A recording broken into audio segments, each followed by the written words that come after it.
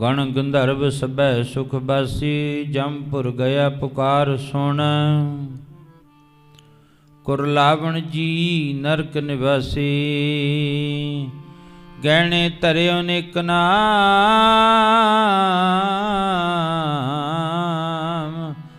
पापा नाल करे नरजासी।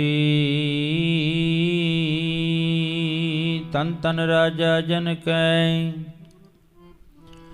माया विच उदासी, गुरमुख प्यारा धर्मी राजा।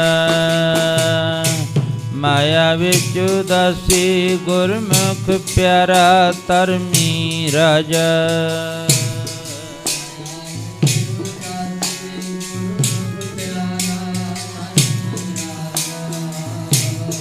माया विच बोलो बोलो प्यारा धर्मी राजा।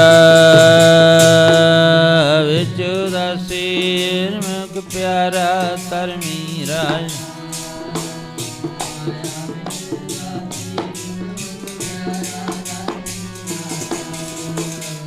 धर्मी राजा धर्मी, धर्मी राजा धर्मी राजा।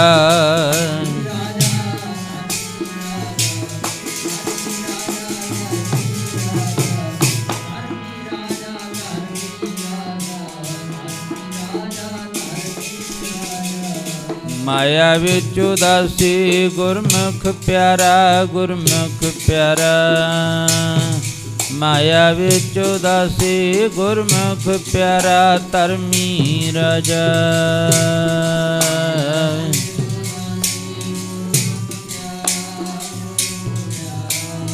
हाँ जी माया विच उदासी,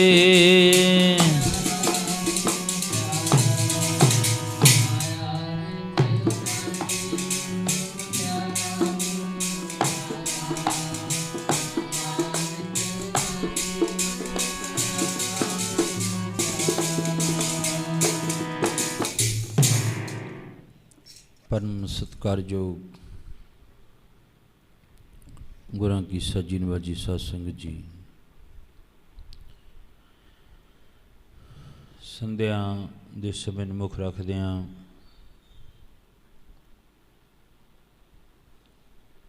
गुरु ग्रंथ साहिब महाराज दी पावन पवित्र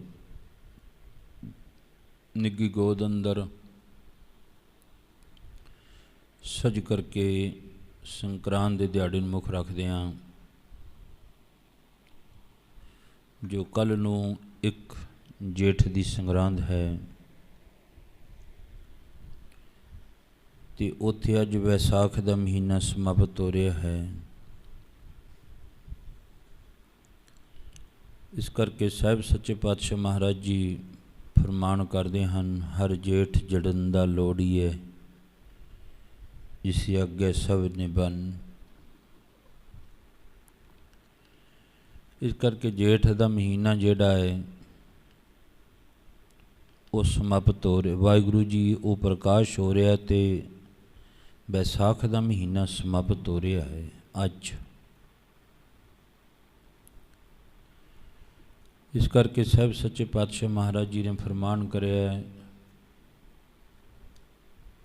संतां महापुरखों के पवन पवित्र तप स्थान के उत्ते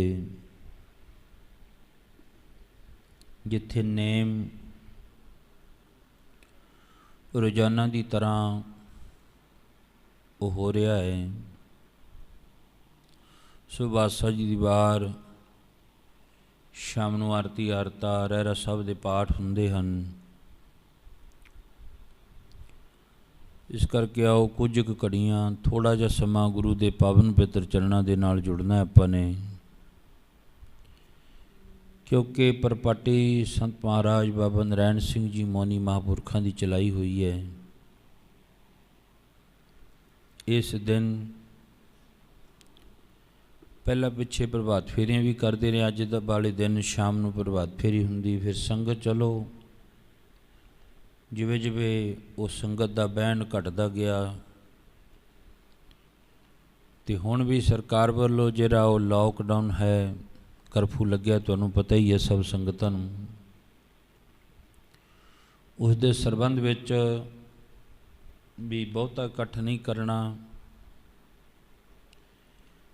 ਇਸ ਕਰਕੇ ਸਤਿਗੁਰੂ ਸੱਚੇ ਪਾਤਸ਼ਾਹ ਮਹਾਰਾਜ ਜੀ ਕਿਰਪਾ ਕਰਨ, ਜਿਹੜੀ ਭਿਆਨਕ ਬਿਮਾਰੀ ਚੱਲ ਰਹੀ ਹੈ, ਇਸ ਬਿਮਾਰੀ ਤੋਂ ਜਿਹੜਾ ਨਿਜਾਤ ਮਿਲ ਸਕੇ ਸਾਨੂੰ, ਇਹ ਕਰੂਗਾ ਗੁਰੂ ਕਿਰਪਾ। ਗੁਰੂ ਸਾਹਿਬ ਜੀ ਅਪਾਰ ਬਖਸ਼ਿਸ਼ ਕਰਨਗੇ, ਕਿਰਪਾ ਕਰਨਗੇ, ਕਿਉਂਕਿ ਸੱਚੇ ਪਾਤਸ਼ਾਹ ਮਹਾਰਾਜ ਜੀ ਫਰਮਾਨ ਕਰਦੇ ਹਨ, ਸਰਬ ਰੋਗ ਕਾ ਔਖਦ ਨਾਮ। ਜਿਹੜਾ ਉਹ ਪਰਮਾਤਮਾ ਦਾ ਨਾਮ ਹੈ, ਸਾਰੇ ਦੁੱਖਾਂ ਦੀ ਦਾਰੂ ਹੈ।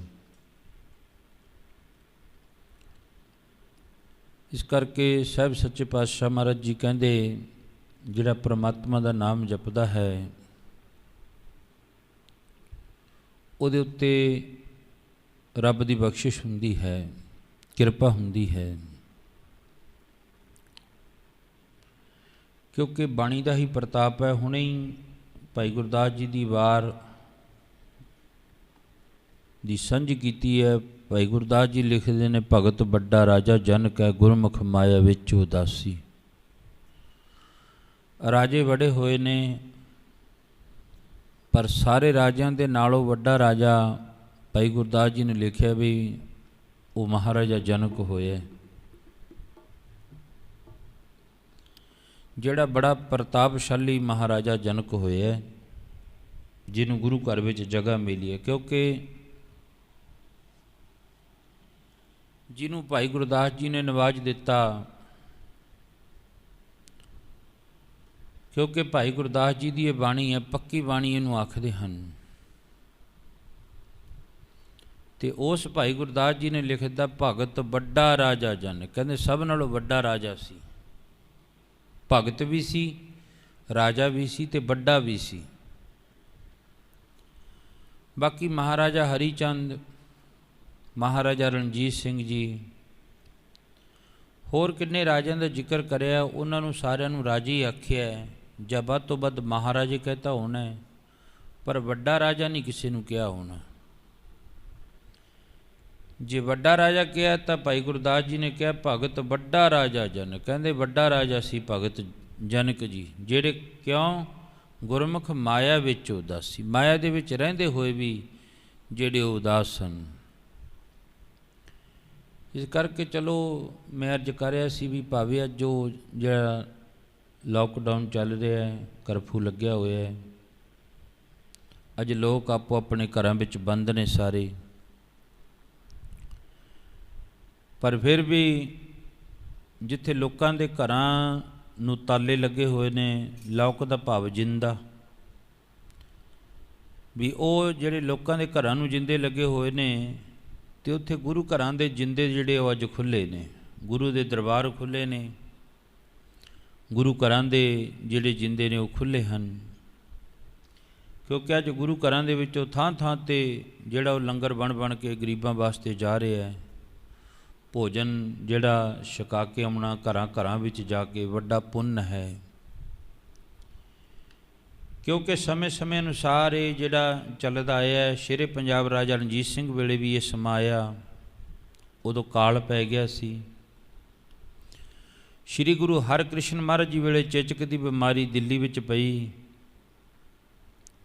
ਤੇ ਗੁਰੂ ਸਾਹਿਬ ਨੇ ਫਿਰ ਕਿਰਪਾ ਕੀਤੀ, ਦਿੱਲੀ ਦਾ ਦੁੱਖ ਆਪਣੇ ਸਿਰ 'ਤੇ ਲੈ ਲਿਆ। ਰਾਜਾ ਰਣਜੀਤ ਸਿੰਘ ਜੀ ਹੋਏ ਸ਼ੇਰੇ ਪੰਜਾਬ ਰਾਜਾ ਰਣਜੀਤ ਸਿੰਘ, ਜਿਨ੍ਹਾਂ ਦੇ ਸਮੇਂ ਦੌਰਾਨ ਕਾਲ ਪੈ ਗਿਆ। ਦੇਖਿਆ ਅੱਜ ਮੇਰੀ ਪ੍ਰਜਾ ਜਿਹੜੀ ਉਹ ਬੜੀ ਦੁਖੀ ਹੈ। ਸਤਿਗੁਰੂ ਜੀ ਕਹਿੰਦੇ, ਜਦੋਂ ਰਾਜੇ ਰਣਜੀਤ ਸਿੰਘ ਨੂੰ ਪਤਾ ਲੱਗਿਆ ਮੇਰੀ ਪ੍ਰਜਾ ਦੁਖੀ ਹੈ, ਅੱਜ ਪ੍ਰਜਾ ਨੂੰ ਸੁਖੀ ਕਰਨ ਵਾਸਤੇ ਗੁਰੂ ਰਾਮਦਾਸ ਮਹਾਰਾਜ ਅੱਗੇ ਅਰਦਾਸ ਕਰੀ। ਗੱਲ ਭਰੋਸੇ ਤੇ ਵਿਸ਼ਵਾਸ ਦੀ ਹੈ। ਭਰੋਸਾ ਹੋਵੇ, ਵਿਸ਼ਵਾਸ ਹੋਵੇ ਮਨੁੱਖ ਨੂੰ। ਸ਼ੇਰੇ ਪੰਜਾਬ ਰਾਜਾ ਰਣਜੀਤ ਸਿੰਘ ਜੀ ਨੂੰ ਗੁਰੂ ਸਾਹਿਬ ਉੱਤੇ ਇੰਨਾ ਭਰੋਸਾ, ਗੁਰੂ ਰਾਮਦਾਸ ਮਹਾਰਾਜ ਦੇ ਉੱਤੇ, ਕੋਈ ਵੀ ਵਧੀਆ ਵਸਤੂ ਮਿਲ ਜਾਣੀ, ਸਭ ਤੋਂ ਵਧੀਆ ਵਸਤੂ ਮਿਲ ਜਾਣੀ ਰਾਜੇ ਰਣਜੀਤ ਸਿੰਘ ਨੂੰ, ਉਹਦੇ ਉਸੇ ਵਕਤ ਗੁਰੂ ਚੇਤੇ ਆ ਜਾਂਦਾ। ਇਹ ਵਸਤੂ ਗੁਰੂ ਰਾਮਦਾਸ ਮਹਾਰਾਜ ਦੇ ਪਾਵਨ ਪਵਿੱਤਰ ਦਰਬਾਰ ਵਿੱਚ ਲੱਗਣੀ ਚਾਹੀਦੀ ਹੈ। ਅਗਰ ਸਾਨੂੰ ਕੋਈ ਚੰਗੀ ਵਸਤੂ ਮਿਲ ਜਾਵੇ, ਸਾਨੂੰ ਸਾਡਾ ਘਰ ਚੇਤੇ ਆ ਜੂ ਜਾਂ ਸਾਡੇ ਬੱਚੇ ਚੇਤੇ ਆ ਜਾਣਗੇ। ਅਤੇ ਇਹੋ ਹੀ ਜਿਹੜਾ ਸੁਭਾਅ ਸੀ ਸੰਤ ਬਾਬਾ ਨਰੈਣ ਸਿੰਘ ਜੀ ਮੋਹਣੀ ਮਹਾਂਪੁਰਖਾਂ ਦਾ। ਉਹਨਾਂ ਨੇ ਬਾਹਰ ਜਾਣਾ, ਸਮਾਗਮਾਂ 'ਤੇ ਜਾਣਾ, ਦੇਖਣਾ ਵੀ ਗੁਰੂ ਸਾਹਿਬ ਦਾ ਜਿਹੜਾ ਮੰਜੀ ਸਾਹਿਬ ਹੈ ਉਹ 6 ਫੁੱਟ ਦਾ ਹੈ, 6 ਫੁੱਟ ਦੇ 'ਤੇ ਪ੍ਰਕਾਸ਼ ਕਰੋ ਭਾਈ, ਵੱਡੇ ਰੁਮਾਲੇ ਲਾਓ। ਦੇਖਿਆ ਬਈ ਆਹ ਗੁਰੂ ਗ੍ਰੰਥ ਸਾਹਿਬ ਮਹਾਰਾਜ ਦੇ ਉੱਤੇ ਵਧੀਆ ਸੋਨੇ ਦੇ ਜਿਹੜਾ ਉਹ ਮੁੱਠੇ ਵਾਲਾ ਚੌਰ ਹੋਵੇ, ਉਹ ਮਹਾਂਪੁਰਖਾਂ ਨੇ ਕਹਿਣਾ ਭਾਈ ਐਡਾ ਵੱਡਾ ਵਧੀਆ ਚੌਰ ਹੋਵੇ ਮੇਰੇ ਹੱਥ ਵਿੱਚ, ਜਦੋਂ ਮੈਂ ਗੁਰੂ ਸਾਹਿਬ ਨੂੰ ਚੌਰ ਕਰਾਂ। ਜਦੋਂ ਕੋਈ ਚੰਗੀ ਚੀਜ਼ ਮਿਲਣੀ, ਸ਼ੇਰੇ ਪੰਜਾਬ ਰਾਜਾ ਰਣਜੀਤ ਸਿੰਘ ਗੁਰੂ ਨੂੰ ਚੇਤੇ ਕਰਦਾ ਹੈ। ਜਦੋਂ ਚੰਗੀ ਚੀਜ਼ ਮਿਲਣੀ, ਸੰਤ ਬਾਬਾ ਨਰੈਣ ਸਿੰਘ ਮੋਹਣੀ ਜੀ ਮਹਾਂਪੁਰਖਾਂ ਨੇ ਸਤਿਗੁਰਾਂ ਨੂੰ ਯਾਦ ਕਰ ਲੈਣਾ। ਫਿਰ ਉਹ ਗੁਰੂ ਕਿਉਂ ਨਹੀਂ ਆਪਣੇ ਸਿੱਖ ਦੀ ਸਹਾਇਤਾ ਕਰੂਗਾ। ਜੋ ਜਨ ਤੁਮਰੀ ਭਗਤ ਕਰਨ ਤੇ ਤਿਨ ਕੇ ਕਾਜ ਸਵਾਰਤਾ। ਮਰਜੀ ਕਹਿੰਦੇ ਉਹਨਾਂ ਦੇ ਕਾਰਜ ਸਵਾਰਦਾ ਹੈ ਗੁਰੂ। ਇਸ ਕਰਕੇ ਸੱਚੇ ਪਾਤਸ਼ਾਹ ਮਹਾਰਾਜ ਜੀ ਨੇ ਬੜੇ ਪਿਆਰ ਦੇ ਵਿੱਚ ਆ ਕੇ ਜਿਹੜਾ ਉਹ ਫਰਮਾਨ ਕਰਿਆ। ਕਹਿੰਦੇ ਰਾਜਾ ਰਣਜੀਤ ਸਿੰਘ ਜੀ ਦਾ ਸਮਾਂ ਕਿਹੋ ਜਿਹਾ ਚੱਲ ਰਿਹਾ ਸੀ। ਭਾਵੇਂ ਪੁਰਾਣੀ ਗਾਥਾ ਵੀ ਜਿਹੜੀ ਉਹ ਸੁਣਾਉਂਦੇ ਨੇ, ਆਪਣੇ ਤਖਤ ਉੱਤੇ ਬੈਠਾ ਰਾਜਾ ਰਣਜੀਤ ਸਿੰਘ ਜੀ, ਕਲਗੀਧਰ ਪਾਤਸ਼ਾਹ ਮਹਾਰਾਜ ਤੋਂ ਬਾਅਦ ਵਿੱਚ ਦੀ ਗੱਲ ਹੈ। ਤਖਤ ਉੱਤੇ ਬੈਠਾ ਆਵਾਜ਼ ਮਾਰੀ, ਕੋਈ ਹੈ ਜਿਹਨੇ ਕਲਗੀਆਂ ਵਾਲੇ ਦੇ ਦਰਸ਼ਨ ਕੀਤੇ ਹੋਣ, ਉਹ ਮੈਨੂੰ ਕੋਈ ਆਪਣੇ ਮੇਰੇ ਪ੍ਰੀਤਮ ਦੀ ਕੋਈ ਬਾਤ ਸੁਣਾ ਦੇਵੇ। ਮੇਰੇ ਹਰ ਪ੍ਰੀਤਮ ਕੀ ਕੋਈ ਬਾਤ ਸੁਣਾਵੇ, ਸੋ ਭਾਈ ਸੋ ਮੇਰਾ ਵੀਰ। ਮਹਾਂਪੁਰਖ ਬਾਬਾ ਅਤਰ ਸਿੰਘ ਜੀ ਮਸਤੂਆਣਾ ਸਾਹਿਬ ਵਾਲੇ, ਸੰਤ ਬਾਬਾ ਨਰੈਣ ਸਿੰਘ ਜੀ ਮੋਹਣੀ ਮਹਾਂਪੁਰਖ ਪਿਆਰ ਵਿੱਚ ਆ ਕੇ ਕਹਿੰਦੇ ਹੁੰਦੇ, ਗੁਰੂ ਦੀ ਪਾਵਨ ਬਾਣੀ ਅਨੁਸਾਰ, ਗੁਰਬਾਣੀ ਦੇ ਆਸੇ ਅਨੁਸਾਰ ਕਹਿੰਦੇ ਹੁੰਦੇ, ਭਾਈ ਗੁਰੂ ਦੇ ਚਰਨਾਂ ਵਿੱਚ ਆ ਕੇ ਅਰਦਾਸ ਬੇਨਤੀ ਕਰੀਏ, ਸੱਚੇ ਪਾਤਸ਼ਾਹ ਜੀ ਕੋਈ ਆਣ ਮਿਲਾਵੇ ਜੀ ਪ੍ਰੀਤਮ ਪਿਆਰਾ, ਪ੍ਰੀਤਮ ਪਿਆਰਾ। ਕੋਈ ਆਣ ਮਿਲਾਵੇ ਜੀ ਪ੍ਰੀਤਮ ਪਿਆਰਾ, ਪ੍ਰੀਤਮ ਪਿਆਰਾ।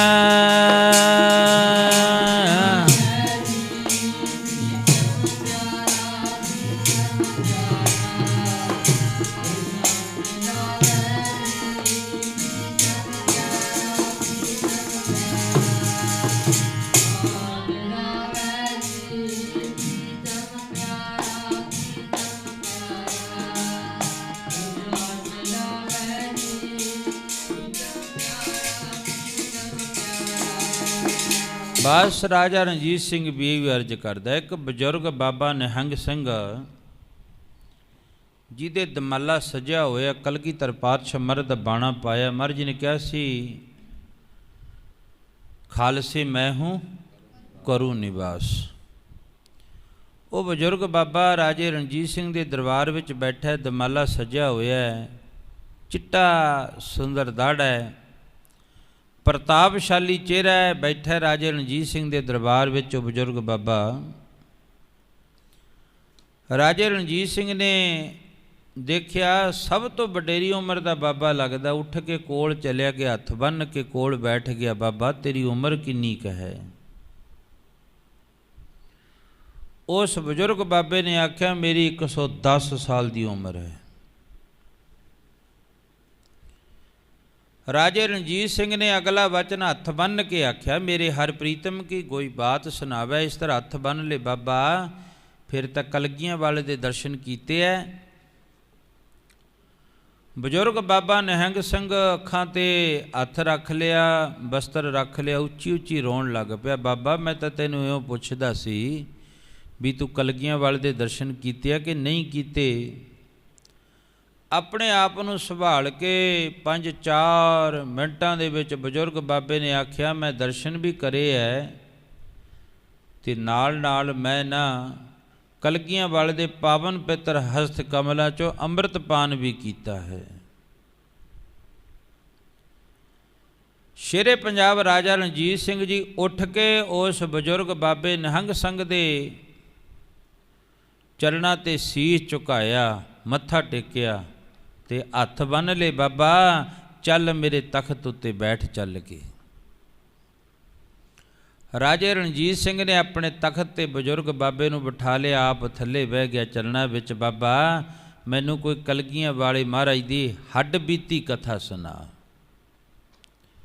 ਕੋਈ ਉਹਨਾਂ ਦੀ ਜਿਹੜੀ ਤੈਂ ਅੱਖੀ ਡਿੱਠਾ ਹੋਵੇ ਹਾਲ, ਮੈਨੂੰ ਕੋਈ ਉਹ ਸੁਣਾ।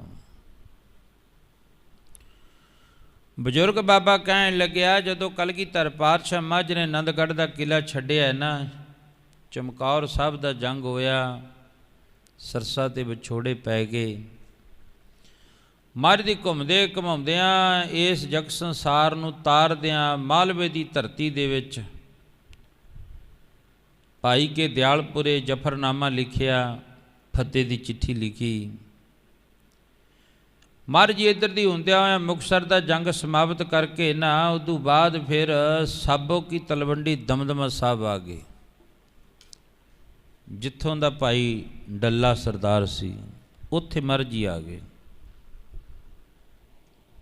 ਬਾਬਾ ਫਿਰ ਉਸ ਵਕਤ ਮੈਂ ਮਹਾਰਾਜ ਦੇ ਨਾਲ ਸੀ, ਜਦੋਂ ਧੰਨ ਕਲਗੀਧਰ ਪਾਤਸ਼ਾਹ ਮਹਾਰਾਜ ਜੀ ਡੱਲੇ ਸਰਦਾਰ ਨੂੰ ਆ ਕੇ ਮਿਲਿਆ ਨਾ, ਉਸ ਵਕਤ ਮੈਂ ਨਾਲ ਸੀ। ਅੱਛਾ ਬਜ਼ੁਰਗ ਬਾਬਿਆ, ਅੱਗੇ ਦੱਸ ਫਿਰ ਕੀ ਹੋਇਆ? ਕਹਿੰਦੇ ਜਦੋਂ ਸਾਬੋ ਕੀ ਤਲਵੰਡੀ ਦਮਦਮਾ ਸਾਹਿਬ ਸੱਚੇ ਪਾਤਸ਼ਾਹ ਮਹਾਰਾਜ ਜੀ ਉੱਥੇ 9 ਮਹੀਨੇ 9 ਦਿਨ 9 ਘੜੀਆਂ ਤੇ 9 ਪਲ ਦੇ ਵਿੱਚ ਗੁਰੂ ਗ੍ਰੰਥ ਸਾਹਿਬ ਮਹਾਰਾਜ ਦੀ ਪਾਵਨ ਪਵਿੱਤਰ ਬਾਣੀ ਆਪਣੇ ਕੰਠ ਤੋਂ ਉਚਾਰਨ ਕਰੀ। ਬਾਣੀ ਗੁਰੂ, ਗੁਰੂ ਹੈ ਬਾਣੀ, ਵਿੱਚ ਬਾਣੀ ਅੰਮ੍ਰਿਤ ਸਾਰੀ।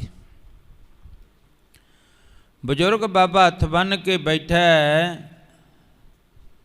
ਰਾਜੇ ਰਣਜੀਤ ਸਿੰਘ ਨੇ ਜਦੋਂ ਨਮਸਕਾਰ ਕਰੀ, ਉੱਠ ਕੇ ਬਜ਼ੁਰਗ ਬਾਬੇ ਨੇ ਰਾਜੇ ਰਣਜੀਤ ਸਿੰਘ ਦੇ ਚਰਨਾਂ 'ਤੇ ਨਮਸਕਾਰ ਕਰ ਦਿੱਤੀ। ਪੁੱਛਿਆ ਉਸ ਬਜ਼ੁਰਗ ਨੇ, ਬਾਬਾ ਮੈਂ ਤਾਂ ਤੈਨੂੰ ਤਾਂ ਨਮਸਕਾਰ ਕਰੀ ਹੈ ਵੀ ਤੂੰ ਕਲਗੀਆਂ ਵਾਲੇ ਤੋਂ ਅੰਮ੍ਰਿਤ ਪਾਨ ਕੀਤਾ ਅਤੇ ਉਹਨਾਂ ਦੇ ਦਰਸ਼ਨ ਕੀਤੇ ਹੈ, ਮੈਂ ਤਾਂ ਤੈਨੂੰ ਤਾਂ ਨਮਸਕਾਰ ਕਰੀ ਹੈ। ਰਾਜਾ ਰਣਜੀਤ ਸਿੰਘ ਕਹਿਣ ਲੱਗਿਆ, ਬਾਬਾ ਮੈਂ ਤੈਨੂੰ ਤਾਂ ਨਮਸਕਾਰ ਕਰੀ ਹੈ। ਬਜ਼ੁਰਗ ਬਾਬਾ ਕਹਿਣ ਲੱਗਿਆ, ਤੂੰ ਰਾਜ ਤਖਤ ਉੱਤੇ ਬੈਠ ਕੇ ਵੀ ਕਲਗੀਆਂ ਵਾਲੇ ਨੂੰ ਚੇਤੇ ਕਰੀ ਬੈਠਾ ਹੈ, ਭੁੱਲਿਆ ਨਹੀਂ ਆਪਣੇ ਗੁਰੂ ਨੂੰ। ਨਹੀਂ ਤਾਂ ਅੱਜ ਦਾ ਮਨੁੱਖ ਕੀ ਹੈ? ਦਾਤ ਪਿਆਰੀ ਵਿਸਰਿਆ ਦਾਤਾਰ। ਦਾਤਾਂ ਲੈ ਕੇ ਮਨੁੱਖ ਮੁਨਕਰ ਹੋ ਜਾਂਦਾ ਹੈ। ਅਤੇ ਸਾਹਿਬ ਜੀ ਨੇ ਤਾਂ ਹੀ ਗੁਰਬਾਣੀ ਅੰਦਰ ਫਰਮਾਨ ਕਰਿਆ। ਮਹਾਰਾਜ ਜੀ ਕਹਿੰਦੇ ਦਾਤ ਲੈ ਲੈਂਦਾ ਪਰਮਾਤਮਾ ਤੋਂ ਮਨੁੱਖ, ਫਿਰ ਭੁੱਲ ਜਾਂਦਾ ਹੈ। ਜਦੋਂ ਦੁੱਖ ਦੀਆਂ ਘੜੀਆਂ ਨੇ ਕਰ ਦਿਓ ਅਰਦਾਸ, ਜਦੋਂ ਦੁੱਖ ਬਹੁਤਾ ਆ ਗਿਆ ਫਿਰ ਲਿਆਓ ਰੁਮਾਲਾ, ਕਰ ਦਿਓ ਅਰਦਾਸ, ਅਖੰਡ ਪਾਠ ਕਰਾ ਦਿਓ ਸਾਡਾ, ਸਹਿਜ ਪਾਠ ਕਰਾ ਦਿਓ, ਸੁਖਮਨੀ ਸਾਹਿਬ ਕਰ ਦਿਓ ਸਾਡਾ ਜੀ। ਜਦੋਂ ਕੰਮ ਹੋ ਗਿਆ ਫਿਰ ਮੁੜ ਕੇ ਭੁੱਲ ਜਾਂਦਾ ਹੈ। ਸਾਹਿਬ ਨੇ ਗੁਰਬਾਣੀ ਅੰਦਰ ਫਰਮਾਨ ਕਰਿਆ, ਮਹਾਰਾਜ ਜੀ ਕਹਿੰਦੇ ਜੀ ਦਾਤਾ ਨੂੰ, ਦਾਤੇ ਨੂੰ ਭੁੱਲ ਗਿਆ, ਦਾਤਾਂ ਨਾਲ ਪਿਆਰ ਪਾ ਲਿਆ। ਉਹ ਦਾਤੇ ਨੂੰ ਭੁੱਲ ਗਿਆ, ਦਾਤਾਂ ਨਾਲ ਪਿਆਰ ਪਾ ਲਿਆ।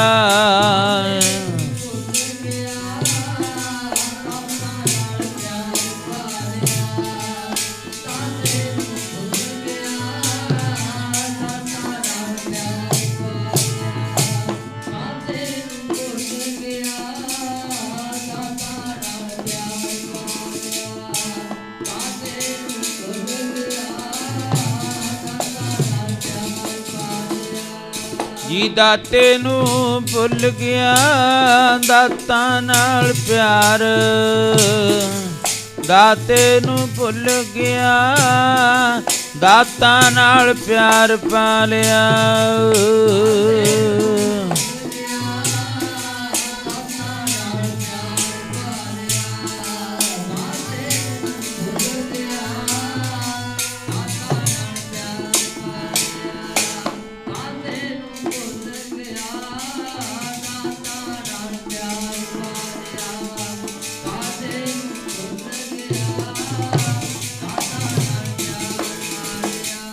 ਇਹ ਸਾਹਿਬ ਨੇ ਗੁਰਬਾਣੀ ਅੰਦਰ ਫਰਮਾਨ ਕਰਿਆ, ਦਾਤ ਪਿਆਰੀ ਵਿਸਰਿਆ ਦਾਤਾਰ। ਕਹਿੰਦੇ ਦਾਤਾਂ ਲੈ ਕੇ ਪਰਮਾਤਮਾ ਤੋਂ ਮਨੁੱਖ ਭੁੱਲ ਜਾਂਦਾ। ਕੋਈ ਕੋਈ ਹੈ ਜਿਹੜਾ ਰੱਬ ਨੂੰ ਚੇਤੇ ਕਰਦਾ ਹੈ। ਬਜ਼ੁਰਗ ਬਾਬੇ ਨੇ ਪੈਰੀਂ ਹੱਥ ਲਾਏ, ਤੂੰ ਤਖਤ ਉੱਤੇ ਬੈਠ ਕੇ ਰਾਜ ਭਾਗ ਦੇ ਵਿੱਚ ਹੁੰਦਿਆਂ ਹੋਇਆਂ, ਇੰਨਾ ਧਨ ਪਦਾਰਥ ਹੁੰਦਿਆਂ ਹੋਇਆਂ, ਫਿਰ ਵੀ ਤੂੰ ਰੱਬ ਨੂੰ ਯਾਦ ਕਰਦਾ, ਕਲਗੀਆਂ ਵਾਲੇ ਨੂੰ ਯਾਦ ਕਰਦਾ, ਮੈਂ ਤੇਰਾ ਸ਼ੁਕਰ ਕਰਦਾ ਹਾਂ। ਫਿਰ ਕਿਹਾ, ਬਾਬਾ ਮੈਨੂੰ ਕੋਈ ਹੱਡ ਬੀਤੀ ਸੁਣਾ ਦੇ। ਕਹਿੰਦਾ, ਲੈ ਸੁਣ ਲੈ, ਫਿਰ ਬਹਿ ਜਾ। ਰਾਜਿਆ, ਜਦੋਂ ਕਲਗੀਧਰ ਪਾਤਸ਼ਾਹ ਮਹਾਰਾਜ ਜੀ ਨੇ 9 ਮਹੀਨੇ 9 ਦਿਨ 9 ਘੜੀਆਂ 9 ਪਲ ਦੇ ਵਿੱਚ ਆ ਗੁਰੂ ਗ੍ਰੰਥ ਸਾਹਿਬ ਮਹਾਰਾਜ ਦਾ ਸੰਪੂਰਨ ਜਿਹੜਾ ਸਰੂਪ ਉਚਾਰਨ ਕਰਿਆ ਨਾ, ਕੰਠ ਤੋਂ ਬਾਣੀ ਉਚਾਰੀ। ਅੱਜ ਬਹੁਤੇ ਮਨੁੱਖੇ ਕਹਿੰਦੇ ਹੈ 6 ਗੁਰੂਆਂ ਦੀ ਬਾਣੀ ਹੈ, 15 ਭਗਤਾਂ ਦੀ ਬਾਣੀ ਹੈ, 4 ਗੁਰਸਿੱਖਾਂ ਦੀ ਬਾਣੀ ਹੈ। ਇਸ ਕਰਕੇ ਭਾਵ 6 ਗੁਰੂਆਂ ਤੋਂ ਅੱਗੇ ਨਹੀਂ ਉਦਾਦੇ, ਪਰ ਰੱਬ ਦੇ ਫਕੀਰ ਨਾਮ ਜਪਣ ਵਾਲੇ ਕਹਿੰਦੇ ਸਾਰੀ ਬਾਣੀ ਹੋਈ ਕਲਗੀਧਰ ਪਾਤਸ਼ਾਹ ਮਹਾਰਾਜ ਦੀ ਹੈ। ਕਿਉਂਕਿ ਜਦੋਂ ਧੀਰ ਮੱਲੀਆਂ ਨੇ ਜਵਾਬ ਦੇ ਦਿੱਤਾ ਨਾ, ਜੇ ਤੁਹਾਡਾ ਗੁਰੂ ਪੂਰਾ ਹੈ ਫਿਰ ਉਹਨੂੰ ਕਹਦੇ ਆਪਣੀ ਬਾਣੀ ਆਪ ਉਚਾਰ ਲੈ। ਪਹਿਲਾਂ ਇਹ ਸਰੂਪ ਧੀਰ ਮੱਲੀਏ ਲੈ ਗਏ ਸੀ, ਜਿੱਥੇ ਅੱਜ ਜਲੰਧਰ ਜ਼ਿਲ੍ਹੇ ਵਿੱਚ ਗੁਰਦੁਆਰਾ ਥੰਮ ਸਾਹਿਬ ਹੈ ਨਾ, ਉੱਥੇ ਪਿਆ ਉਹ ਪੁਰਾਤਨ ਸਰੂਪ ਜਿਹੜਾ ਹੈ। ਧੀਰ ਮੱਲੀਆਂ ਨੇ ਜਵਾਬ ਦਿੱਤਾ, ਜੇ ਤੁਹਾਡਾ ਗੁਰੂ ਪੂਰਾ ਉਹਨੂੰ ਕਹਿ ਦਿਓ ਆਪਣੀ ਬਾਣੀ ਆਪ ਰਚ ਲਵੇ। ਮਹਾਰਾਜ ਕਹਿਣ ਲੱਗੇ, ਚਲੋ ਠੀਕ ਹੈ, ਉਹਨਾਂ ਦੀ ਮੌਜ ਹੈ।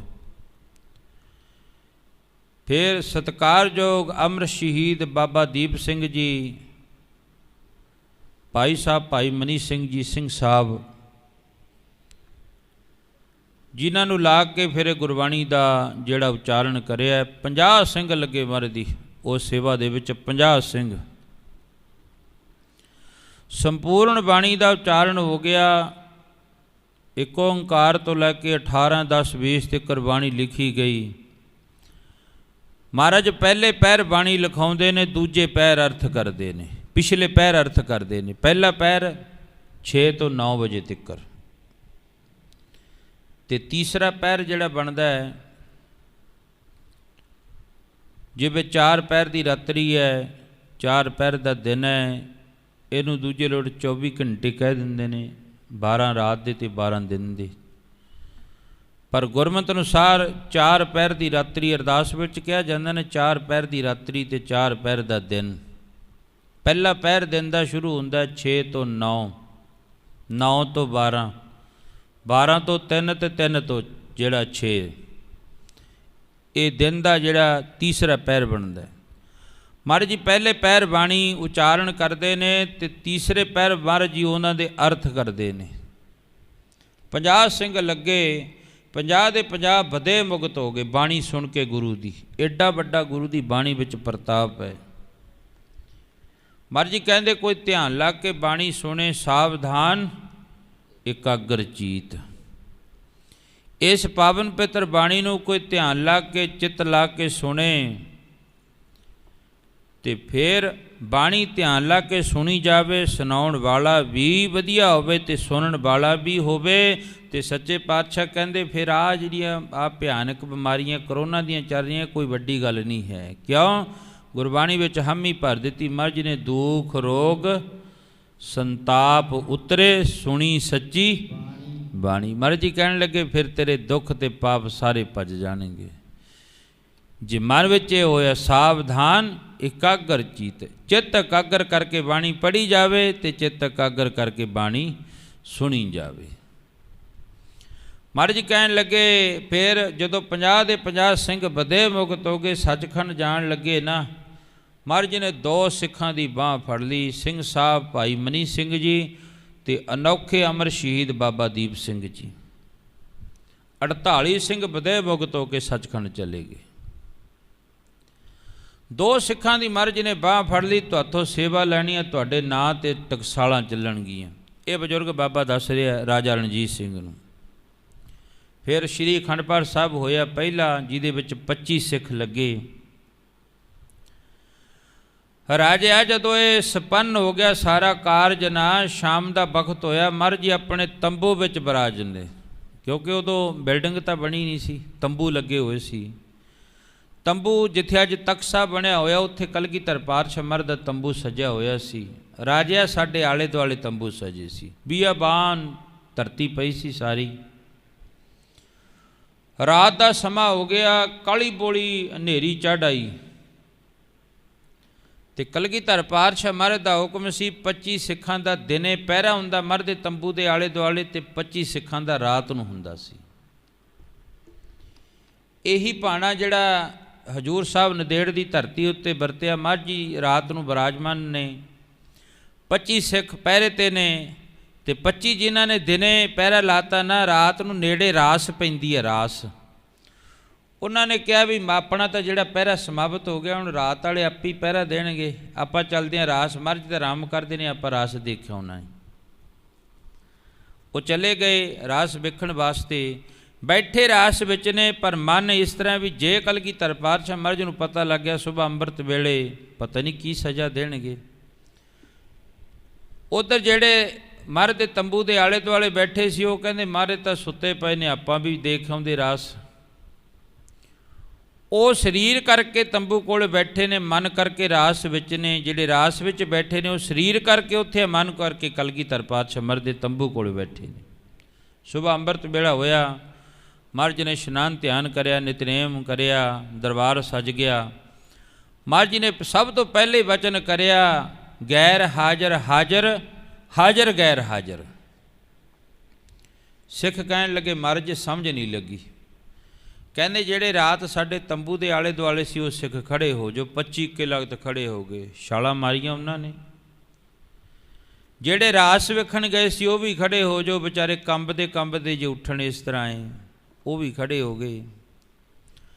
ਮਹਾਰਾਜ ਕਹਿਣ ਲੱਗੇ ਜਿਹੜੇ ਸਾਡੇ ਤੰਬੂ ਕੋਲੇ ਸੀ ਉਹ ਤਾਂ ਗੈਰ ਹਾਜ਼ਰ ਸੀ, ਉਹਨਾਂ ਦੀ ਮਿੱਟੀ ਇੱਥੇ ਬੈਠੀ ਸੀ। 3.5 ਮਣ ਦਿਓਹਰੀ ਚੱਲੇ ਪਾਣੀ ਅੰਨ।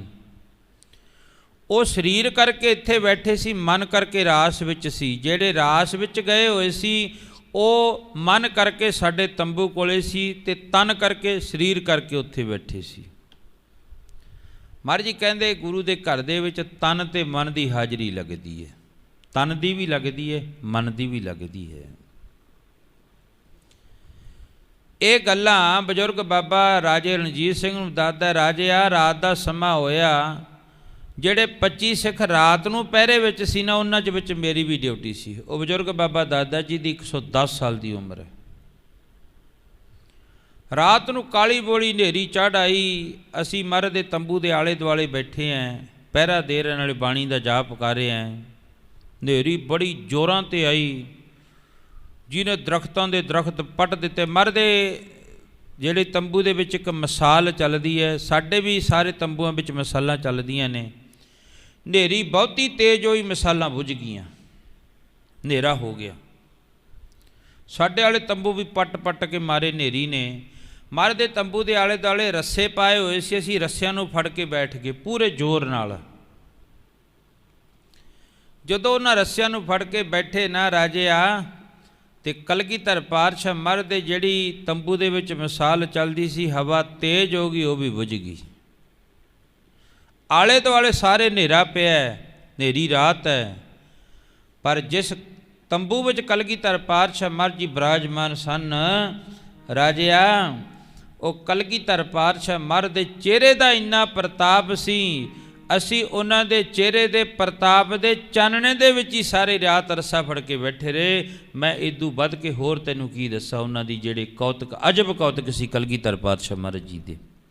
ਉਹਨਾਂ ਦੇ ਚਿਹਰੇ ਦਾ ਇੰਨਾ ਪ੍ਰਤਾਪ ਸੀ, ਅਸੀਂ ਸਾਰੀ ਰਾਤ ਉਹਨਾਂ ਦੇ ਚਿਹਰੇ ਦੇ ਪ੍ਰਤਾਪ ਦਾ ਜਿਹੜਾ ਚਾਨਣਾ ਸੀ ਬਾਹਰ, ਸਾਰੀ ਰਾਤ ਤੰਬੂ ਦੇ ਰੱਸਿਆਂ ਨੂੰ ਫੜ ਕੇ ਬੈਠੇ ਰਹੇ। ਨਾਲੇ ਬਜ਼ੁਰਗ ਬਾਬਾ ਉੱਚੀ ਉੱਚੀ ਰੋਣ ਲੱਗ ਪਿਆ। ਜਿਹੜਾ ਆਨੰਦ ਉਸ ਵਕਤ ਸੀ ਨਾ, ਮੈਨੂੰ ਕਲਗੀਧਰ ਪਾਤਸ਼ਾਹ ਮਹਾਰਾਜ ਨੇ ਰਾਜਿਆ ਅੱਜ ਠੀਕ ਹਾਂ, ਆਨੰਦ ਬੜਾ ਮਾਣਿਆ ਗੁਰੂ ਦੇ ਪਾਵਨ ਪਵਿੱਤਰ ਚਰਨਾਂ ਦੇ ਵਿੱਚ। ਪਰ ਅੱਜ ਗੁਰੂ ਤੋਂ ਬਿਨਾਂ ਜਿਹੜਾ ਨਾ ਸਾਨੂੰ ਤਾਂ ਉਜਾੜ ਦਿਸਦਾ ਹੈ, ਗੁਰੂ ਤੋਂ ਬਿਨਾਂ ਅਸੀਂ ਅੱਜ ਸੁੰਨੇ ਹਾਂ। ਅੱਜ ਵੀ ਇਹੀ ਗੱਲ ਹੈ। ਠੀਕ ਹੈ, ਭਿਆਨਕ ਬਿਮਾਰੀ ਕਰੋਨਾ ਦੀ ਚੱਲ ਰਹੀ ਹੈ, ਪਰ ਜਿਹੜਾ ਗੁਰੂ ਤੋਂ ਦੂਰ ਹੈ ਨਾ, ਗੁਰੂ ਦੇ ਬਚਨਾਂ ਤੋਂ ਦੂਰ ਹੈ, गुरु अर्जन देव महाराज जी फैसला करते ने, मानुख की टेक बिरथी सब जान, देवन को एक है भगवान। महाराज जी कहते मानुख तो भाव बंदा, जिहड़ा मनुख बंदे दी बंदा टेक तकदा ना, वो एक ना एक दिन धोखा खा जाता। जिहड़ा गुरु दी टेक रखदा है ना, वो मनुख जिंदगी विच पास हो जाता है। अज ठीक है, भावे देखो भयानक बीमारी चल रही है, तुहानूं पता है अज किन्नी लोक जनता अंदर है, ये छूत की बीमारी है, एक दूसरे तो मूँह बन के रखना है। ये देखो अज सरकारां सानूं दस रही ने ना, ये गल्लां कलगीधर पातशाह महाराज ने पहलां कह दिता सी भी किसी नाल हत्थ नहीं मिलाउणा। जदों सिख नूं सिख मिले, कहंदे 4 मिले 64 सिखले 20 मिले कर जोड़, सिख नूं जद सिख मिले खिड़जे 7 करोड़। कहंदे सिखा तू गज के फतेह बुलाउणी है। ਜਿਹੜਾ कुछ कलगीधर पातशाह महाराज ने पहला कहा, जो साइंस सिद्ध करके कहती है भी आहा कुछ करो। फिर राजा रणजीत सिंह जी के समय च मैं अर्ज कर रहा सी, बजुर्ग बाबे का बड़ा सत्कार करिया, बाबा तू धन है, तेरे वड्डे भाग ने, वो तू कलगियां वाले दे दर्शन कीते ने। ते अज प्यार विच आके बजुर्ग बाबे ने सारियां गल्लां राजे रणजीत सिंह दे नाल जिहड़ियां वो सांझियां कीतियां। मैं अर्ज कर रहा सी, राजे रणजीत सिंह जी के समय विच भी काल पै गया। देखिया अज मेरी प्रजा जिहड़ी बड़ी दुखी है, प्रजा दे नाल ही राजा है। प्रजा दा पति जिहड़ा राजा हुंदा है, जे प्रजा ही नहीं सुखी फिर राजा काहदा सुखी है। राजे रणजीत सिंह ने कहता, गदामां दे मूँह खोल दिओ जितने भी ने, लै जाओ जिन्ने जिन्ना नाज की लोड़ है किसी नूं। ते सारे आपो अपना नाज लोड़ अनुसार चुक चुक के ले जाते ने। कोई 1 बोरी चुक लैंदा, कोई 2 चुक लैंदा, कोई 3 चुक लैंदा, चुक चुक के ले जाते ने। एक बजुर्ग बाबा 80-85 साल का है, एक छोटा जा पुत्र है, दोनों जाने ने बस, बाकी नहीं कोई है घर विच, होर नहीं, दोनों जाने ही ने। उस बजुर्ग ने लालच बस हो के पंड थोड़ी जी ज़्यादा पा ली, ते ओ बजुर्ग बाबे तो चुकी नहीं जाती, ते उस छोटे जे बच्चे पोतरे तो चुकाई नहीं जाती। दोनों खोजड़ी जाते ने। राजे रणजीत सिंह ने बस्तर होर पा ले, बड़ा सारा मड़ासा मार लिया, ते प्रजा दे विच गेड़ा दिंदे फिरदे ने। जदों गेड़ा दिंदे फिरदे ने, देखिया सारे लोग आपो अपना वजन चुक के भज्जी जाते ने, आपो अपने घरां नूं लिजाई जाते ने, पर किसी का वजन नहीं कोई चकदा है। अज का भी समय हुई है, अपना वजन लोग चुक लैणगे, पर किसी का वजन अपने मोढियां उत्ते नहीं चुकते। जिहड़ा किसी का वजन अपने मोढियां उत्ते चुकते ने, उहनूं कहंदे ने ये परोपकारी है। उपरों नहीं, जिहदे हिरदे विच परमात्मा दे नाम दा भै, किसी का वजन चुकदा नूं कहदे परोपकारी खालसा है। साडे इतिहास विच बड़े जिक्र मिलते हैं इन्हां गल्लां दे। सब चुक चुक के भज्जी जाते ने। राजा रणजीत सिंह विच गेड़े दिंदा फिरदा है। बजुर्ग बाबे कोले आके आख्या, बाबा तू नहीं जांदा, आ पंड तू नहीं चुकदा, सच बोले हथ बन ले सिखा। मैं लालच बस हो के पंड कणक वाली वो कणक ज़्यादा पा ली।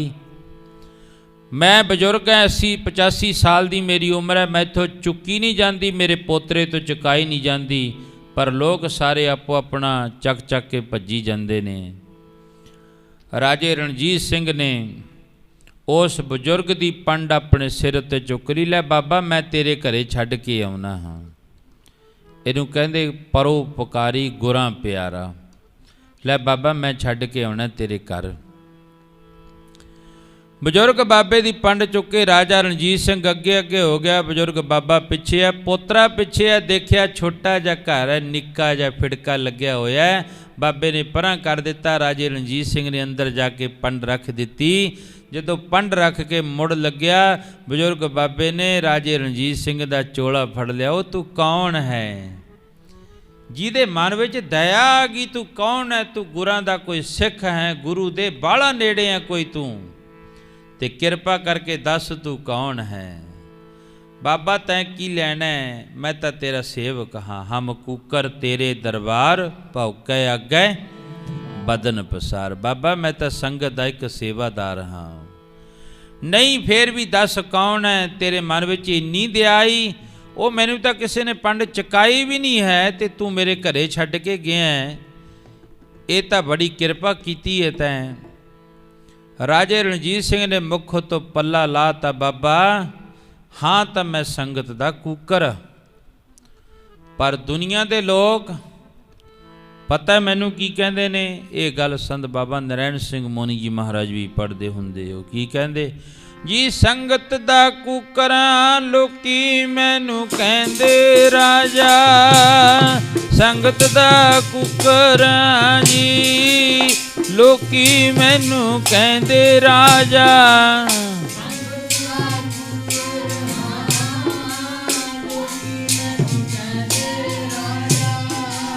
संगत दा कूकर लोकी मैनू कहंदे,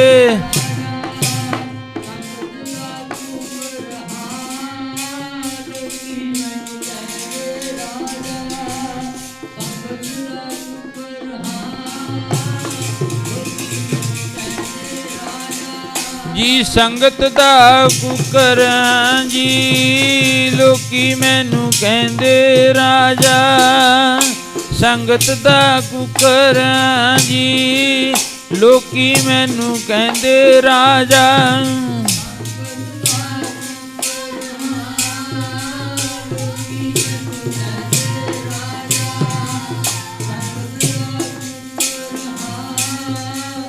लोकी मैनू कहंदे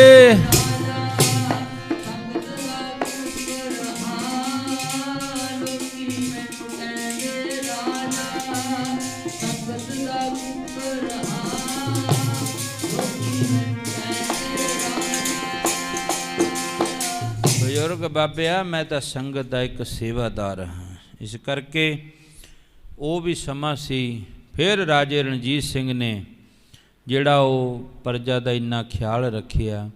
ਇਸ ਕਰਕੇ ਪਹਿਲਾਂ ਤੋਂ ਲੈ ਕੇ ਭਿਆਨਕ ਬਿਮਾਰੀਆਂ ਜਿਹੜੀਆਂ ਚੱਲ ਰਹੀਆਂ ਨੇ, ਪਰ ਗੁਰੂ ਕਿਰਪਾ ਕਰੇ, ਗੁਰੂ ਬਖਸ਼ਿਸ਼ ਕਰੇ, ਗੁਰੂ ਦੀ ਕਿਰਪਾ ਦਾ ਸਦਕਾ ਇਹਨਾਂ ਬਿਮਾਰੀਆਂ ਤੋਂ ਨਿਜਾਤ ਜਿਹੜੀ ਉਹ ਮਿਲ ਸਕਦੀ ਹੈ।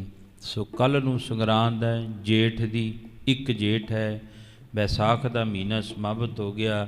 ਇਹਨਾਂ ਜੇਠ ਦੇ ਮਹੀਨੇ ਦੇ ਵਿੱਚ ਹੀ संत बाबा नरैण सिंह जी मोनी महापुरखों का जोड़ा वो परमात्मा नूं मिले, जिन्हां ने इस टिब्बियां विच बैठ के 12-13 साल घोर तप करिया परमात्मा नूं मिलण वास्ते। तो 26 जेठ का दिन सी सन 1962। पंजाब विच मौन रखिया, सन 1962 दे विच मौन खोलिया। सब तो पहला श्री अखंड पाठ साहब जिहड़ी जो कुटिया बनी है इत्थे होया सी। उदों तो लैके सन 1962 तो लैके अज तिकर, अज 2020 चल रहा है।